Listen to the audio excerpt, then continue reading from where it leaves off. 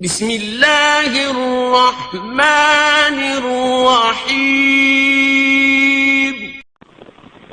پیام لے کے جو آئے صبح مدینے سے، مریض عشق کی لائی دوا مدینے سے۔ لک الحمد یا اللہ والصلاة والسلام علیک یا رسول اللہ وعلی آلک واصحابک یا حبیب اللہ۔ السلام علیکم ناظرین، فہم دین کی 29ویں قسط کے ساتھ آپ کا میزبان محمد علی رضوی حاضر ہے۔ ہمارے ساتھ موجود ہیں جناب محمد ضیاء الحق چوہان صاحب۔ سن 2004-2005 میں ہفت روزہ چشم وطن گجرخان میں آپ نے فہم دین کے عنوان سے سلسلہ وار کالم لکھے تھے۔ حضرت نے فہم دین کالمز کی پہلی 16 اقساط میں حدیث جبریل کی اجمالی شرح قلم بند کی تھی۔ دین اسلام کے بنیادی تعارف پر مشتمل یہ کالمز معلومات کا بہت ہی زبردست خزانہ ہے، اس لیے ہم نے چاہا کہ دینی معلومات کا یہ بیش قیمت خزانہ MATV کے ناظرین تک پہنچائیں۔ اس سلسلے میں آج حضرت ہمیں حدیث جبریل سنائیں گے اور آئندہ آنے والی اقساط میں حدیث جبریل کی اس حدیث پاک کی روشنی میں دین اسلام کا بنیادی تعارف کروائیں گے انشاءاللہ۔ جی حضرت۔ جان کائنات صلی اللہ تعالیٰ علیہ وآلہ وسلم کی ظاہری حیات مبارکہ کے آخری ایام تھے۔ صحابہ کرام رضوان اللہ تعالیٰ علیہم اجمعین آپ کی خدمت میں حاضر تھے۔ اچانک ایک شخص مسجد میں داخل ہوا جس کا لباس بہت اجلا تھا، جس کا چہرہ بہت تر و تازہ اور روشن تھا، اس کے بال بہت چمکدار تھے۔ صحابہ کرام نے دیکھا تو حیران ہوئے کہ ایسے لگتا تھا کہ جیسے وہ شخص یہیں کسی قریبی گھر سے نکل کے آیا ہو، لیکن اسے کوئی بھی تو جانتا نہیں تھا۔ اگر وہ مقامی باشندہ ہوتا تو صحابہ کرام اسے جانتے اور پہچانتے، لیکن سب نے اسے پہلی مرتبہ دیکھا تھا۔ حیرت اس بات پہ تھی کہ اگر وہ کہیں باہر سے آیا ہے تو اس کے چہرے پہ، اس کے لباس پہ سفر کے آثار ہونے چاہیے، لیکن کوئی ایسے آثار نظر نہیں آ رہے تھے۔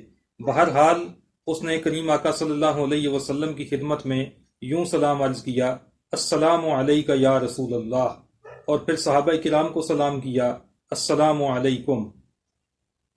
اس کے بعد آقا صلی اللہ علیہ وسلم سے قریب آنے کی اجازت چاہی۔ کریم آقا صلی اللہ علیہ وآلہ وسلم نے ارشاد فرمایا کہ اجازت ہے، آ جائیں۔ تھوڑا سا آگے آ کے اس نے پھر اجازت چاہی، آقا اجازت دیں تو اور قریب ہو جاؤں؟ فرمایا اور قریب آ جاؤ۔ پھر وہ آقا صلی اللہ علیہ وسلم کے اتنا قریب ہوا کہ اس کے بیٹھنے کا یہ انداز دیکھا گیا کہ اس نے اپنے گھٹنے آقا صلی اللہ علیہ وسلم کے مبارک گھٹنوں کے ساتھ مس کر دیے اور دو زانو ہو کر بیٹھ گیا۔ پھر اس نے اپنے ہاتھ گھٹنوں کے اوپر رکھ لیے۔ محدثین کرام فرماتے ہیں کہ یہ صراحت حدیث میں نہیں ہے کہ اس نے ہاتھ اپنے گھٹنوں پہ رکھے تھے یا آقا صلی اللہ علیہ وسلم کے گھٹنوں پہ رکھے تھے، تو یہاں پہ دونوں احتمالات موجود ہیں۔ اگر اس نے اپنے گھٹنوں پہ ہاتھ رکھے ہیں تو یہ التحیات والی کیفیت ہے جو انتہائی عاجزی کی دلیل ہے، اور اگر وہ آقا صلی اللہ علیہ وسلم کے گھٹنوں کے پہ ہاتھ رکھ کے بیٹھ گیا تو پھر اس کو یوں سمجھیں کہ جیسے کوئی سائل کسی سخی کے در پہ حاضر ہوتا ہے تو اس کے گھٹنوں کو چھو کے اپنی مراد مانگتا ہے۔ تو اس طرح سے ادب اور احترام کا مرقع بن کر وہ شخص بیٹھ گیا اور عرض کی، یا رسول اللہ مجھے یہ بتائیے کہ ایمان کیا ہے؟ آقا صلی اللہ علیہ وسلم نے ارشاد فرمایا، ایمان یہ ہے کہ تو اللہ کو مانے، تو کتابوں کو مانے، تو رسولوں کو مانے، اور فرشتوں کو مانے، اور قیامت کو مانے، اور تقدیر خیر و شر کو مانے۔ تو یہ 6 چیزیں ہیں جو آقا صلی اللہ علیہ وسلم نے گنوائیں جن کو ماننا ایمان کہلاتا ہے۔ سائل نے جواب سنتے ہی کہا، صدقت یا رسول اللہ، یا رسول اللہ آپ نے سچ فرمایا۔ صحابہ کرام حیران ہوئے کہ یہ کیسی بات ہوئی۔ اس کا سوال کرنا اس بات کی دلیل ہے کہ وہ نہیں جانتا اور وہ جاننا چاہتا ہے، اور اس کا تصدیق کرنا یہ ظاہر کرتا ہے کہ وہ تو پہلے سے جواب جانتا تھا۔ تو اب سوال یہ ہے کہ اگر وہ جانتا تھا تو پھر پوچھتا کیوں تھا، اور اگر جانتا نہیں تھا تو پھر تصدیق کیسے کر رہا تھا؟ بہرحال صحابہ کرام اسی حیرانی میں تھے کہ اس نے دوسرا سوال کیا، یا رسول اللہ اسلام کیا ہے؟ آقا صلی اللہ علیہ وسلم نے ارشاد فرمایا کہ تو اللہ کی وحدانیت کی گواہی دے اور محمد الرسول اللہ صلی اللہ علیہ وسلم کی رسالت کی گواہی دے، اور تو نماز قائم کرے، زکوٰۃ ادا کرے، اور رمضان کے روزے رکھے، اور استطاعت ہونے کی صورت میں حج ادا کرے۔ تو یہ 5 چیزیں آقا صلی اللہ علیہ وسلم نے گنوائیں جن کا نام اسلام رکھا گیا۔ پھر اس نے اسی طرح سے آقا صلی اللہ علیہ وسلم کے جواب کی تصدیق کی، صحابہ کرام کی حیرتوں میں اضافہ کیا اور اگلا سوال کر دیا، یا رسول اللہ مجھے بتائیے کہ احسان کیا ہے؟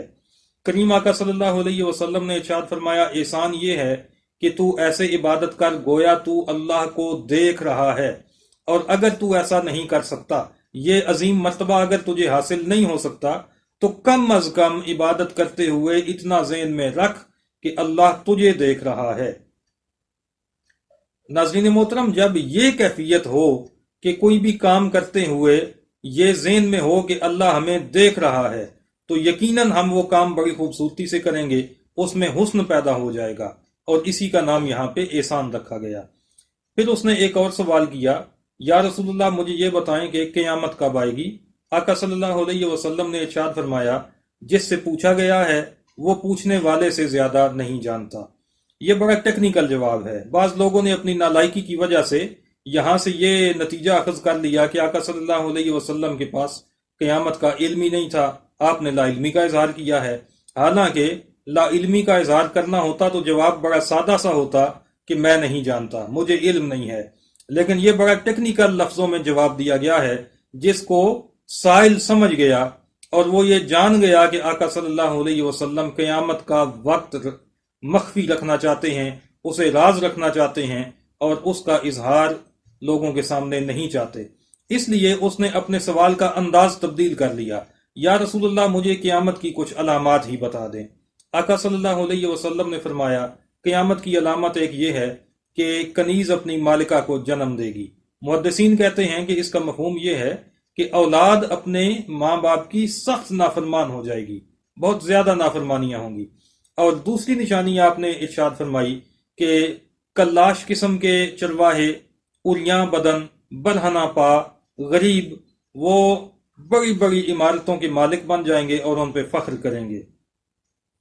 یہ نشانیاں سننے کے بعد اس نے پھر آپ کے جواب کی تصدیق کی اور پھر اجازت مانگ کے وہاں سے سلام کرتے ہوئے رخصت ہو گیا۔ وہ جیسے ہی مسجد سے باہر نکلا، آقا صلی اللہ علیہ وسلم نے ارشاد فرمایا، صحابہ جاؤ اور اس کو واپس بلاؤ۔ صحابہ کرام اس کے ساتھ اس کے پیچھے باہر گئے، لیکن انہوں نے دیکھا کہ گلی میں اس کا نام و نشان بھی نہیں تھا۔ صحابہ کرام بڑی حیرت کے ساتھ واپس مسجد میں داخل ہوئے، آقا صلی اللہ علیہ وسلم کے سامنے آ کر بیٹھ گئے اور اشاروں میں ایک دوسرے کو سے پوچھ رہے تھے کہ یہ معمہ کیا تھا، یہ شخص کون تھا، کہاں کا رہنے والا تھا، کیوں آیا تھا، اگر یہ سوالوں کے جواب جانتا تھا تو پوچھتا کیوں تھا، اگر جواب اس کو پہلے سے معلوم نہیں تھے تو پھر یہ تصدیق کیسے کرتا تھا، اور یہ مسجد سے باہر نکلتے ہی آنن فانن غائب کیسے ہو گیا، یہ کہاں چلا گیا، زمین کھا گئی یا آسمان اس کو نکل گیا، ہوا کیا ہے؟ وہ اسی حیرت میں تھے کہ آقا صلی اللہ علیہ وسلم نے ان کی حیرت کو بھانپتے ہوئے ارشاد فرمایا، جانتے ہو یہ کون تھا؟ صحابہ کرام نے ادب اور احترام کا عظیم اظہار کیا اس جملے کے ساتھ کہ سب یک زباں ہو کر بولے، اللہ و رسولہ اعلم، اللہ اور اس کا رسول بہتر جانتے ہیں۔ تو آقا صلی اللہ علیہ وسلم نے ارشاد فرمایا، یہ جبریل امین تھے جو لوگوں کو ان کا دین سکھانے آئے تھے۔ ناظرین محترم، اس حدیث پاک سے یہ بات واضح ہو جاتی ہے کہ دین اسلام 3 چیزوں کا مجموعہ ہے۔ نمبر 1 ایمان۔ ایمان سے مراد وہ چیزیں ہیں جن کا ماننا ضروری ہے، دل سے جن کا ماننا ضروری ہے، ان کو ایمان کہتے ہیں۔ اور انہی کی تفصیلات کا جو علم ہے اسے ہم عقیدہ بھی کہتے ہیں، اور عقیدہ یا ایمان کا لفظ یہاں پہ استعمال ہوتا ہے ان چیزوں کے لیے جن کو ماننا لازم ہے۔ تو یہ اسلام کا سب سے اہم اور سب سے پہلا جزو ہے۔ دین اسلام کا دوسرا جزو جس کو یہاں پہ اسلام کہا گیا، یہ ان چیزوں پر مشتمل ہے جن کو پہ عمل کرنا ہے، جو پریکٹیکل چیزیں ہیں، نماز قائم کرنا، زکوٰۃ ادا کرنا، حج کرنا، روزہ رکھنا، توحید و رسالت کی گواہی دینا، پھر زندگی کے باقی جتنے معاملات ہیں وہ بھی اسی کے تحت آتے ہیں، نکاح کرنا، باقی جتنے معاملات ہیں، کاروبار کرنا، یہ ساری چیزیں وہ ہیں جن پہ عمل کرنا ہے۔ تو عمل والی چیزوں کو یہاں پہ اسلام کا نام دیا گیا، اور اسی کی تفصیلات کا جو علم ہے اسے ہم علم فقہ کہتے ہیں۔ اور تیسری چیز جو اسلام کے وجود کو مکمل کرتی ہے وہ ہے احسان۔ اس کو ہم اپنی زبان میں تصوف بھی کہتے ہیں۔ یہ وہ چیز ہے جو انسان کے عمل کی قیمت کا تعین کرتی ہے۔ جب انسان کوئی عمل کر رہا ہوتا ہے تو اس کے دل کی کیفیت کیا ہوتی ہے، وہ اپنے رب کے ساتھ کس تعلق کے کس درجے پر انسان فائز ہوتا ہے۔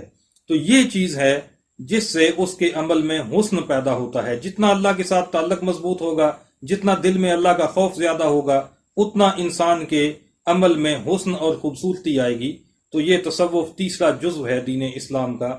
اسلام، ایمان، اسلام اور احسان، یہ تین چیزیں ملتی ہیں تو دین اسلام کا جسم جو ہے وہ مکمل ہو جاتا ہے۔ تو ناظرین محترم، یہ حدیث جبریل کا مختصر سا خاکہ آپ کے سامنے میں نے پیش کیا ہے۔ انشاءاللہ العزیز آگے چل کر ہم اس حدیث کی مزید تفصیلات پہ جائیں گے۔